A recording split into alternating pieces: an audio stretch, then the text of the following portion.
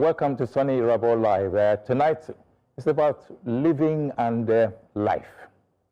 Why did I put it that way? Because the man gets married to a woman, they live as man and wife, and then they become very happily married with a view to ensuring that there's no interference from anywhere. Then the question mark begins to happen when after a year, no picking. 2 years, no picking. 3 years, no picking. You say, I've been a village people like Kosam again. Anyway, tonight, we have a group of people who have thought it wise to have a reason to give hope to parenthood, give hope to man and woman, to be assured that no matter the circumstance, they'll be able to bear their own children. Hope is not lost and everything is all gained. Anyway, Para Foundation is the name of the organization. And I want to introduce Adejumoke Airuoyo, who is the president, and Mrs. Dayo Odukoya, who is also the vice president and visionary. Wait a minute, tell the story, because it's very interesting whenever she tells me about it. Thank you, Uncle Soni, for having us tonight. Para Family Foundation actually started from my own story, from my own journey, when after 8 years of marriage. 8 years? 8 years of marriage before we had our daughter. And what, brought about Para is actually that journey for 8 years. And after having that child, I was inspired to start encouraging other families, in the waiting room. And this was like 17 years ago. So you can know, what are the available information out there for people to, or the awareness that were created at that moment. They were not as much as what we have today because of, the digital world that we are now in. So after that inspiration, I was in the office, maybe about 2 years after then, and it came back to me that I had this, inspiration, and I needed to go out there and do something about it. So that was how I called some, ladies in my office, and we counted about 12 ladies at that time. With similar problems in my organization, and invited them out for lunch, and then right there, everybody broke down. We encouraged ourselves, and we now decided, where do we take it from here?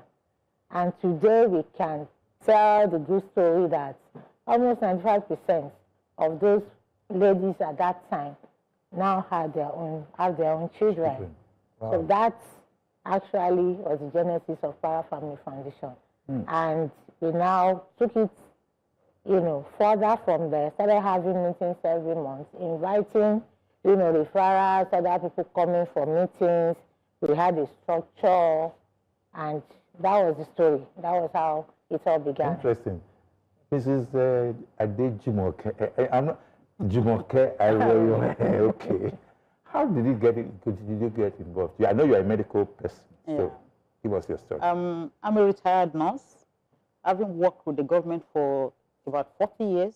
And but it was while I was still working that when she got the vision to start, she had a revelation that she should come over to me. Wait, vision, revelation? Yes. Okay. So she came over and told me about the challenge. I knew her actually when she got married. So we knew the story of her marriage and the waiting experience. And she had a burden that I should be part of the journey. And that was how I became the president of the foundation. And ever since, it's been one story of testimony over testimony of what God has been doing in our midst. The first thing that started, the few of us that gathered ourselves, Isioma, one of the ladies, was the first person to be the recipient.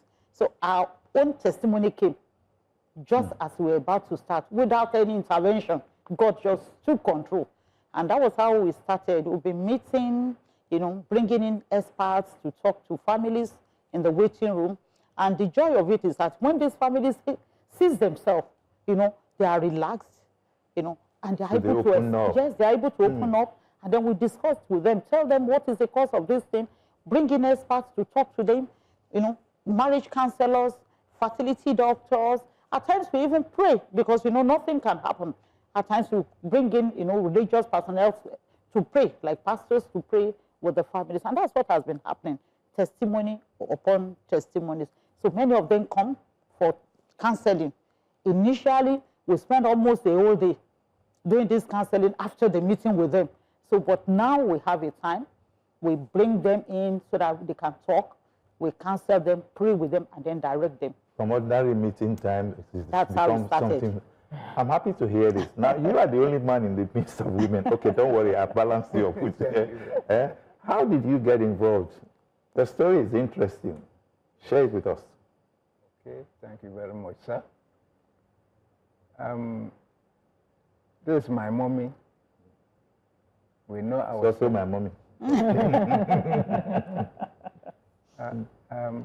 I went to her some time ago when, during the challenges. And then he said, at that time, that was 2016. Okay. And he said, 10 years ago. I have come the right time. They are going to have a conference. And he wants me to attend that conference. That will open my eye to so many things. So, okay. So, me and my wife were able to attend that conference. And of a truth, so many things that we did not know. It was an eye-opener to us. We have been battling with this fruitfulness for so long before I get to approach my mommy. Before then, my wife was suffering medical issues. He has medical issues. So, since he's a medical personnel, that is when we get to know ourselves. That is many years back. So when we were going through those challenges, knowing that it's a personal, medical personnel, we approach him. And that is when she advised us and then introduced us to Para Family Foundation.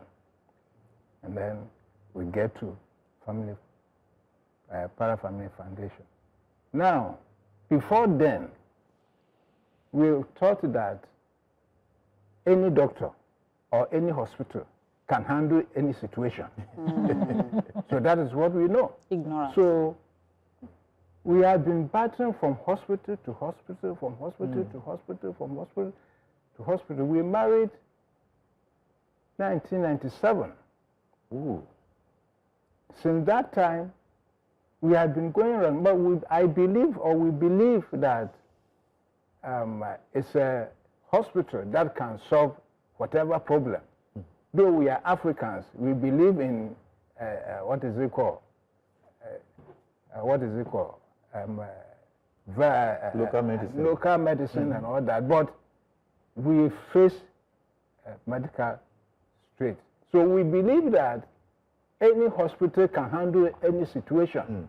So from here to here, I don't want to mention, until 2016, that we met our mommy and introduced us to Para Family Foundation.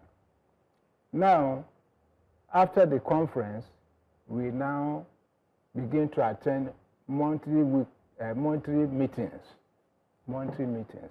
And that, from there, we learn so many things that we should not do as we are waiting and we are battling this, we're fighting this battle, and many things that we should do when we are in this situation. And honestly, that brings us up.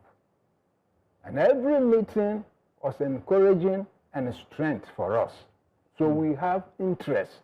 Every month we look forward to attend because every month we get something new that can help us. Well, now it came to a point that after counseling and everything, it's okay. Now they give us opportunity and introduce us to experts, specialists, that they are good in that area, fruitfulness. Before, as I said, we thought any doctor can handle anything. So now they introduce us to the specialists, special hospitals that are good in that area. And by the grace of God, they give us free consultation from the beginning.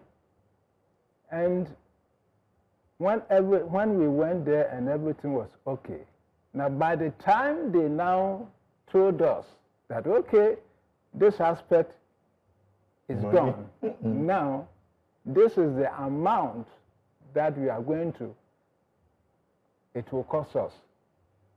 When we went home, I told my wife, let's forget about it.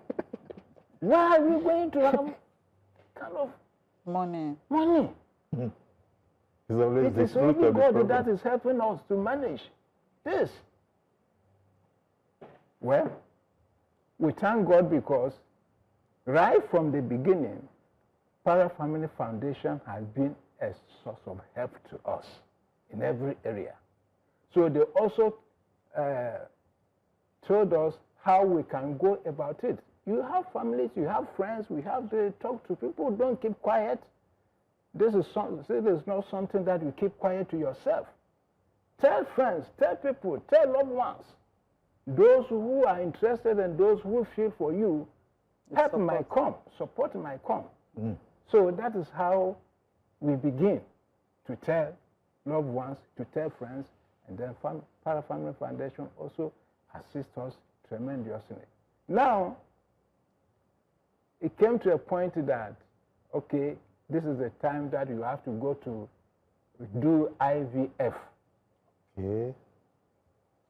That is the your journey long. Yeah, that is the amount that they told us, and I told my wife, let's forget about that. Okay. But when Para Family Foundation advised us, encouraged us, and told us how to go about it, we mount up courage, and then we begin to do as they advise us.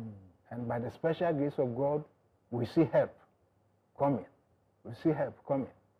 And Para Family Foundation also assists us. We do the first IVF. It failed. And must have been a bit discouraging for you. And I cannot console my wife because I'm a man. Whatever it is, I'm a man. So I keep things to myself. But my wife, very emotional. The reason is, if we have got this kind of help and the thing did not work, when again? Where's the guarantee that it will work again? Crying. So, this is our mommy. We told him he will come to the house. He will call us. Mommy, he will call to the house. Will call us and encourage us. We go to the meeting. We call my wife, encouraging her and talking to her to brace up, to not to cast down. That one went off, and then they give us an opportunity again, second IVF, by help of Para and other loved ones. That's also failed. The third IVF, that also failed. At that time, I told my wife, look, okay, we are always looking to God. So let us continue to look to God, whatever it is. And, oh my God, I thank God that I am in this foundation. When things are getting, the aim is that they want to be sure that the joy you are looking for, you get. So no matter how long it is, now, if it's getting low, say they introduce us to adoption. Say, if as it is, they encourage us that we should adopt. And then they told us how to go about it. We went to Lagos State Youth. Announcer, where those things can be done. They introduced us to them, and then we go to the office. They told us what to do. We wrote a letter. They helped us. We wrote a letter to the office. They reply us that the letter is in process, that they will soon call us. In the process of the letter, that they will call us and we are waiting, the fourth IVF also. And then by the special grace of God, that fourth one, we are waiting for the letter for the adoption. The fourth IVF also came, also with the help of para and other loved ones. This is a real journey, my God. Real journey. A journey of patience. Yes. And by the special grace of God, the fourth one, God show us, show up, Amen to that. and show us mercy. At no time did you blame family or village or... I thank my God because in my family we are 8. By the special grace of God, all of them are children of God. So I don't have any pressure from anywhere. All what I got is prayer. All what I got is prayer. All what I got is prayer.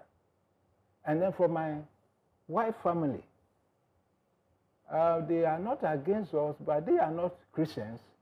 But also the pressure is not too much from there. So that helps us. There's no pressure from my family at all. And no pressure also much from her family. They leave us. Let me find out from you, when there's a long story, a long journey, Yeah. don't you feel discouraged? How do you manage to, Like I said, it was an inspired vision from God. And what I can say is when He gives you, a vision, He also gives you the grace to run with it. And what has been encouraging us, is from beginning, we started recording successes. So once you're able to see that, you supported this family and there was a result, that, encourages us and we keep on, and that has been the stay of para up to today. We've had over 150 children now in the foundation, and looking at all the stories, looking at how far we've gone. I mean, this is our 14th year, of starting the foundation. So I think the testimonies has been the stay of our you see, for example, his story is a big challenge. Yes. And there's resilience. Didn't you feel discouraged at any point? Because there will be many cases like this. There was a 30 years marriage also. That we had 26, 27, right? We had 25. That 25, Stephen and Elijah. The husband, the allergy, has to come to the meeting. He came to the meeting with her. And like I said, when something is a burden from God, God gives you the grace. And following them up for me is not a burden, because what we are looking for is the end result. So until we get there, so they will say, Mommy just said I should relax. Why will I be relaxing? So when in phase, I will say, oh, don't worry. God will do it. Let's just try again. Oh, where am I going to get the money? The money will come. Let's just keep going. And okay, Mrs. Airuoyo, excuse me, his case shows if I were the one. 1, 2, 3, 4. By the third one, I'll say, okay, how did you again? Didn't you met people like that?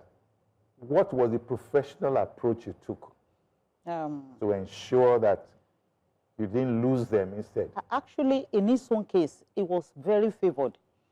I want to tell you that. Because after the third one, like he told you, he was almost discouraged. But Mercy spoke for him. In one of our conferences, one of those people that partnered with us that came just picked and wanted to, help somebody that is the oldest couple in the gathering. And they were the oldest. And they were the oldest couple in the gathering. And they decided to take up their case. And that was why some investigation was done for them. They didn't have, because they have benefited from some free procedures in time past. And it was time for us to attend to others if the opportunity comes. But this case, they were handpicked. And that is why I said favor. And it was that procedure that led to the IVF, and then now gave birth to their baby boy that they have today. So favor. Now, coming to your question, Uncle Soni, medically, we bring in fertility doctors, like we said before, to counsel. We advise them, and then we try to make them to understand that, except God, there's hardly anything nobody can produce a child. So except God actually favors, except God agrees to it, there's no amount of procedure that they can do, that we can do, that can guarantee a child for anybody. But God has always been, and we always let them know that God factor, that they should trust, that they should be united as couples, because we have seen more success rates from those couples that are united, where there are no blame games, coming in, where the families have not been torn apart.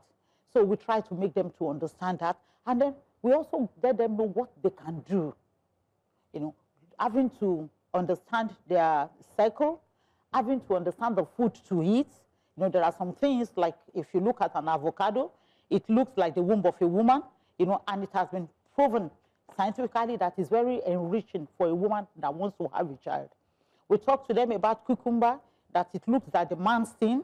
Men should eat more of cucumber and all those things. So there are so many things. I like this program. Yeah, there are so many things there in nature that God created that we could embrace, that is not known to them. So there are so many aspects of it that we delve into. And one thing we always tell people is that a woman is born with the total number of eggs that she needs for life. So as soon as she's born, she starts her menses, the eggs is diminishing. Okay. Apart from being reducing, it's also aging.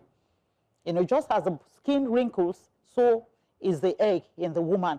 So we also advise them not to just relax. Like when he was discouraged, we told him, no, your wife's clock is ticking. Don't just relax, do something. It will get to a time that there's nothing anybody can do, so don't relax. And this is the courage we keep on giving to them along the line. And to the glory of God, we've had great successes. And we also tell them not to allow money. Once they are willing and obedient, when they have that purpose, they are purposed in their heart, help will come. Like so many people came to his help along the line. And we have had so many people like that felt they can't even get 100,000. At the end of the day, they had procedures that is over millions of naira. And they are favored. All right, we're going to take a short break. And when we get back, I want to look at the man and the woman. The man who refuses to go for tests, and the woman who is always accused by the family of being responsible for not producing children. Look, this is just from some of those experiences and so some of those Nollywood stories that you hear. We'll be right back after the break.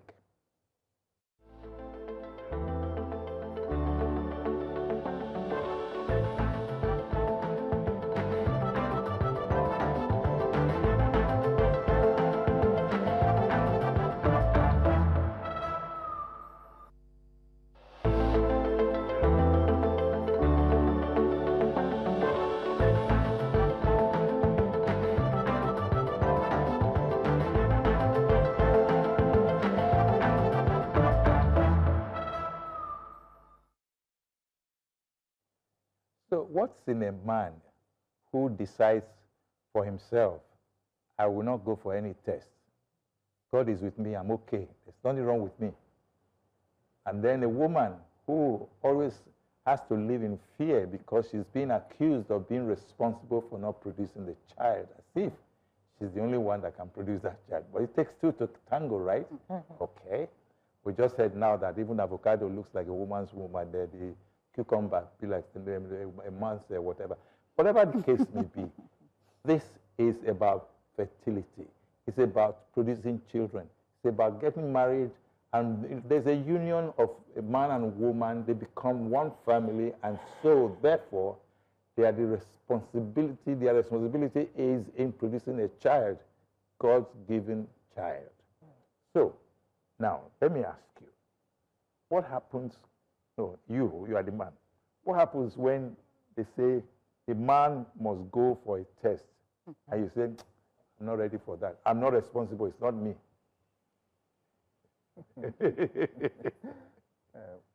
Well, men, being as we are, we believe that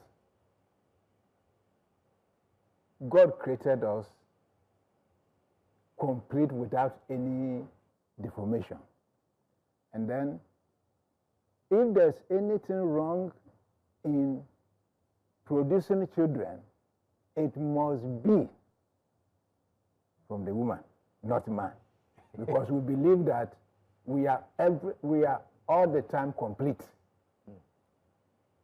Because we are agile. If we see our strength and whatever in us, we believe that nothing can go wrong with us. So if there's anything that is problem or comes short of anything, then we have to check the woman, not the man. That is what we men believe. But medically has proven that at times it might not be even from the woman. It's the man that will have the problem. But because nothing breaks him down, he is agile, he is strong all the time, he feels that there's nothing wrong. So that is what our ego and whatever that makes us to feel that, no, I'm a man, there's nothing wrong with me. Okay. Now let me pick the both of you, but you first, the woman. One would be family interference.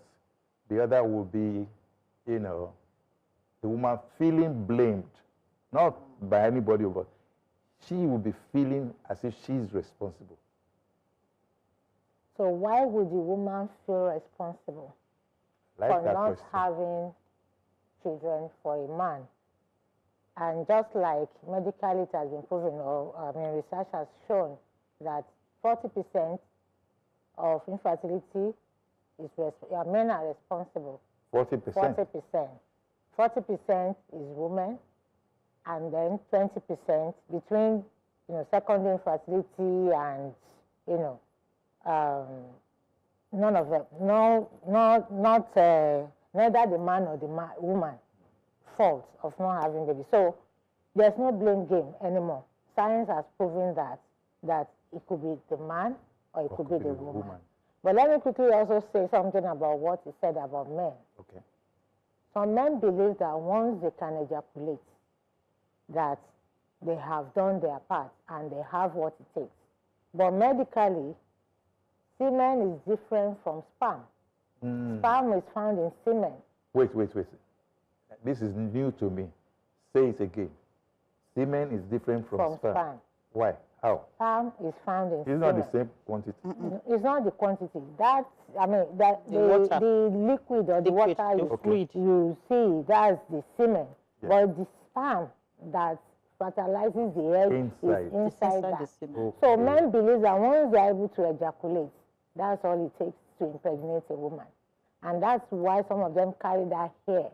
To say, after all, I have erection, I can ejaculate, and so it's not my fault. Until when they get to do, And some men also, probably because they have impregnated someone in secondary school or somewhere, and they just feel, oh, after all, before I married you, I have a child, or I've impregnated people before. So that kind of... Which means, come what may, anything can go wrong. Anything can go wrong at any point. Especially now, they just show us some statistics. Fertility is beginning to decline rapidly in Nigeria right now. because of our environment. It's not our environment, but anyway, that's another story. Yeah, you know, so a lot of things are responsible for men's, you know, decline in fertility. Some men sit all day driving, on top of it. Oh. And that's that's really something that men should look out for.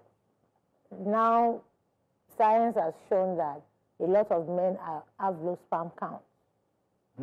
And that's responsible for infertility. So men should come to the realization that they must support the wife that they married on this journey so that they can have their, you know, their children on time. So women should not be blamed at all, because it's not the responsibility of the woman alone to bring children to the world. Two of them are responsible. Yes, madam. Over to you. What's your take on what she just said? Yeah, she said it actually. The truth is that it takes two to tangle. And it's more of a cultural thing. You see, this blame game is not very common in developed countries. But in our setting, people believe that the woman is, because it's the woman that shows the pregnancy, the woman that carries the baby, and is the woman that projects, you know, the evidence to the whole world. So they just believe that once the belly is not protruding or she's not pregnant, then she's the one that is to be blamed. And, you know, so many things is blamed on a woman right from inception, so many things.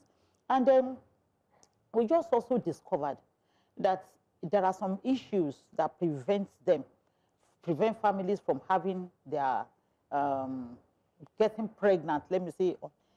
You know, there are some people that when they get married, they want to have some time to rest. Just say, let me set some time, maybe 1 or 2 years, without knowing that the woman's fertility age or clock is clicking. So that's a problem on its own. So the earlier, we always advise people, the earlier the better. And then we also talked about saving of eggs. These are some of the things we talk to matured singles these days.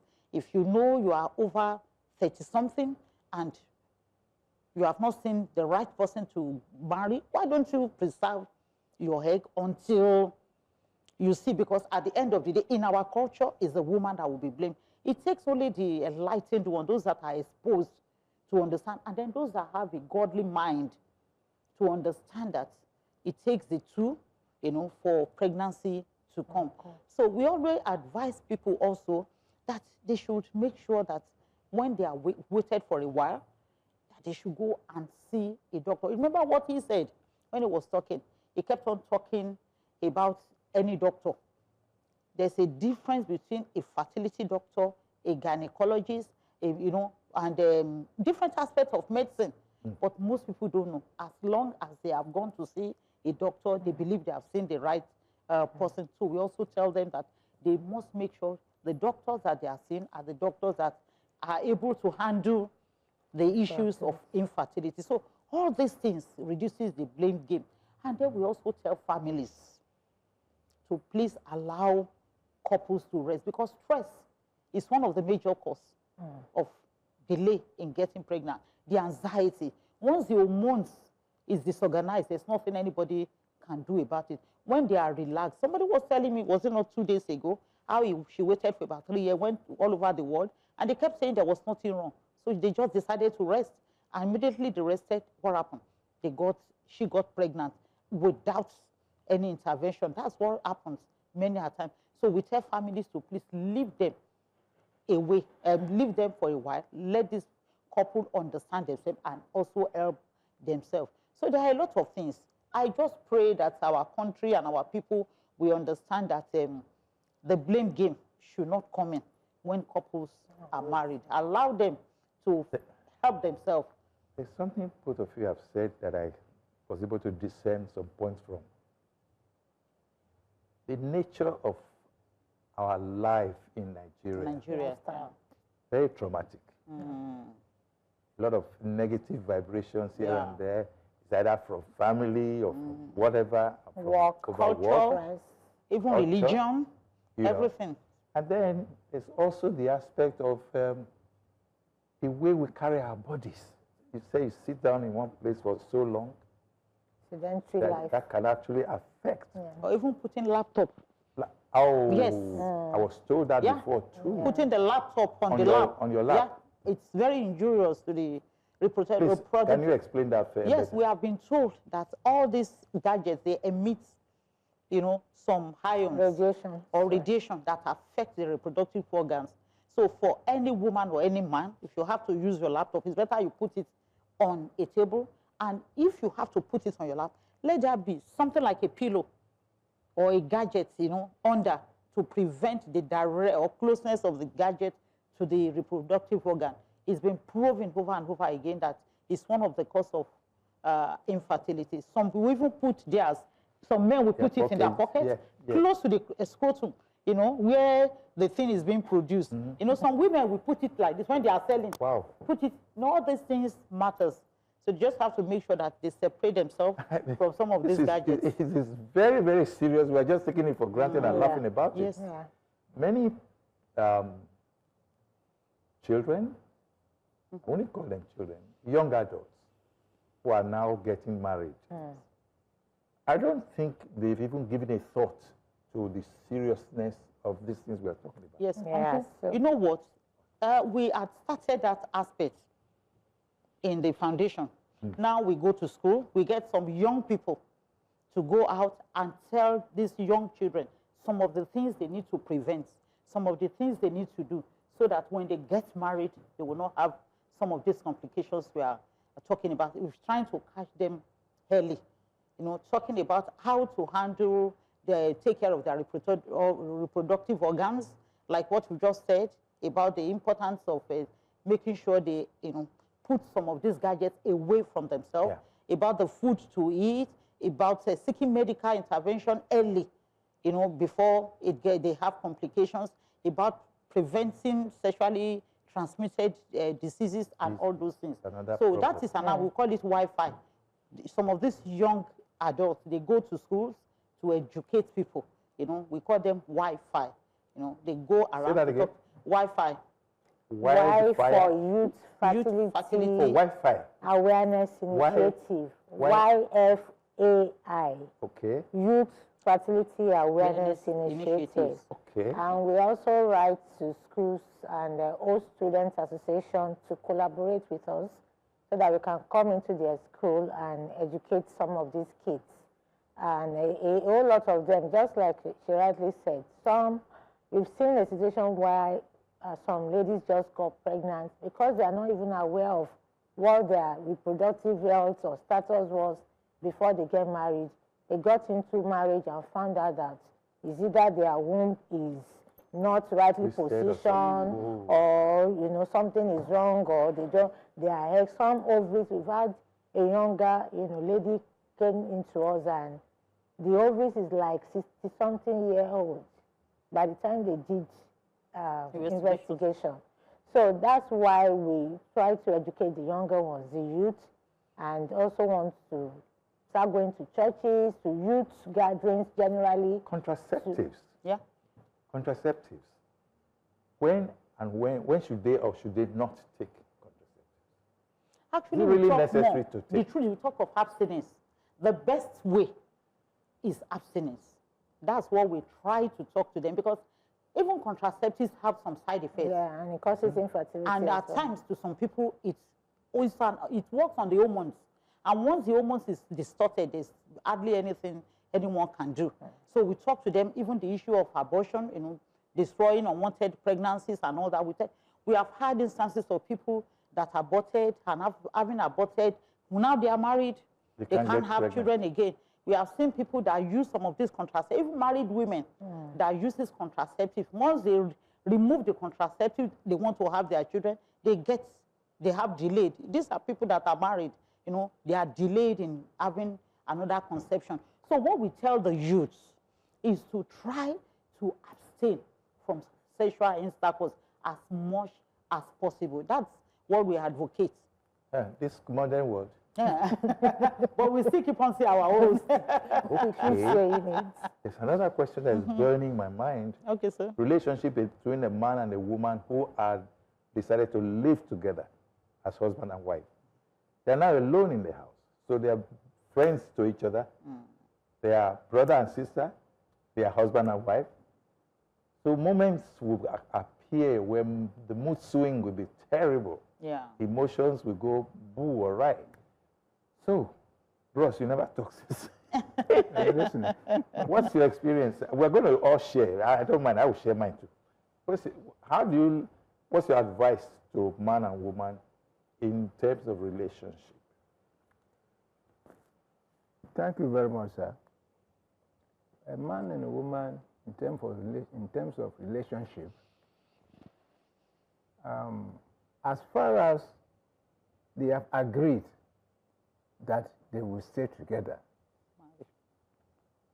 they have to understand themselves, they have to love themselves, they have to agree on every step that they will take.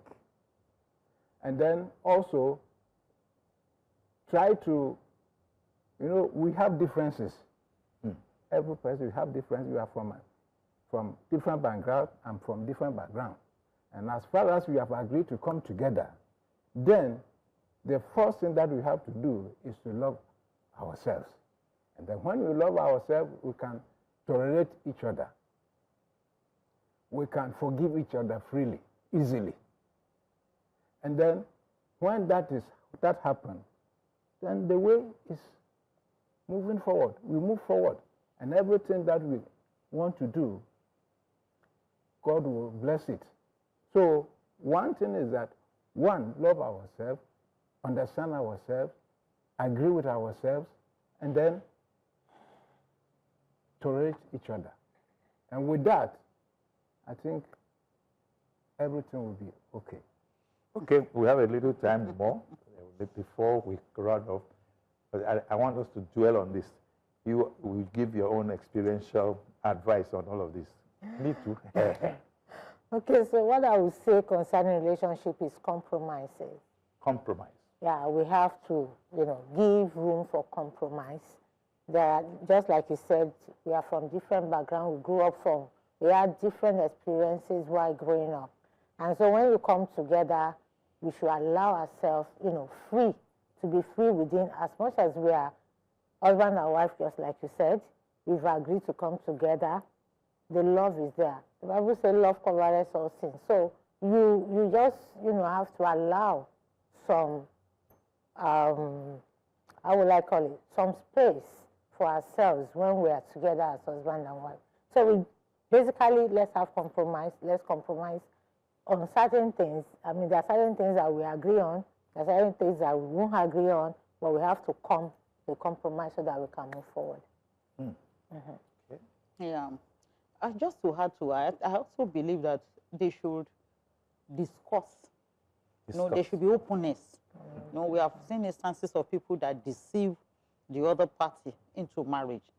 There should be openness in marriage. If there's any problem, I don't see any reason why a woman would be married to a man and he will not come out to let the man know some of the things that are happening in the past, or vice versa. The man also, there should be openness. The problem is when later on the other party discovered that something happened that he or she never knew about. It creates a lot of division in the home. So there should be openness in marriage. And also, it's also important that they legalize. You were talking about they just coming together. It's also important they legalize their relationship. And many times people are looking at big parties to legalize marriage. It doesn't have to be, you can just, the man and the woman can come and ask their pastor to bless them, together. You don't have to have a party, break the roof because you want to live with a man or live with a woman. It can be very, or go to the registry and get the marriage, registered. It gives them security. Once there's that, legalization of the relation, instead of just cohabiting. It's the cohabiting that creates problems. Somebody saying, I didn't marry you. The child is born out of wedlock. Some marriages are failing. So many marriages are failing. Yeah. So they don't have to wait until they have a big party before they can legalize. Once they believe they love each other, they understand each other, and they have some principles that guides them together. They also faith. If they have the same faith, most importantly, they agree together. then why not just legalize it in a very simple way and then continue to walk the journey together? I'm enjoying this. There's something else that Thank you. I thought I should bring up here. The man, the woman, they agree, compromise, okay, have respect for each other. Okay. Now, the last thing is the relationship with the child or children. Do you try to win the emotion of the child to yourself against your spouse? Do you understand? Can you both love the child together the same way, or you want to use the child as a basis for, shoot, attack, accuse?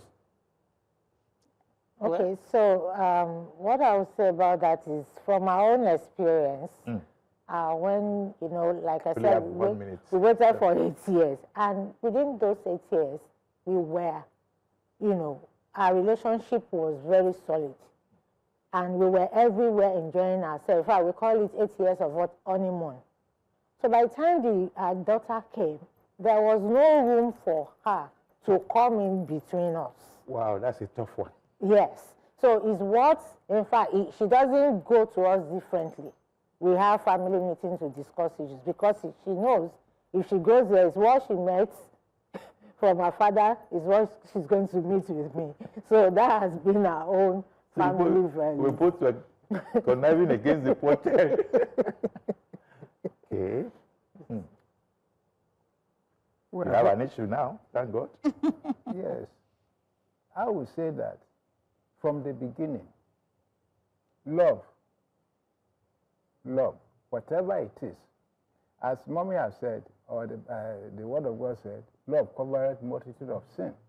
If there is love, there will be no room for the children or a child to come in between the man and the woman. Because when there is love, everything goes together, everything is one. Whatever the man will say, exactly what the woman also will say. So there will be no division at all. Time is up, I need to go. So give me one sentence to end your own so I can round off. United we stand. United we stand, divided we fall. Okay, that's a nice one. Okay, so this is how we end this program today. But let me just say something here. What do you even know about fertility? It's a big puzzle. So look about it and think of Power Foundation, and then also know that there's respect, mutual respect for man and woman and the child and the children. We must all unite as a family. That's why we are together. That's why God brought us together. Thank you so much. It's our turn to think as a family today. Soni Irabor Live with Mrs. Dayo Odukoya, Mr. Emmanuel Otu-Akwa. Say again? Emmanuel Otu-Akwa. Emmanuel Otu-Akwa, yeah. And Mrs. Adejumoke Airuoyo. And this is Soni Irabor. Thank you for having us. Bye. Thank you for having us.